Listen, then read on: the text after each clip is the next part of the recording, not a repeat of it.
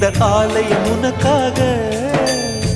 வானில் ஒரு புயல் மழை வந்தால் அழகே என்னை எங்கனம் காப்பாய். கண்ணே உன்னை என் கண்ணில் வைத்து இமைகள் எனும் கதவுகள் அடைப்பேன். சத்தியமாகுமா?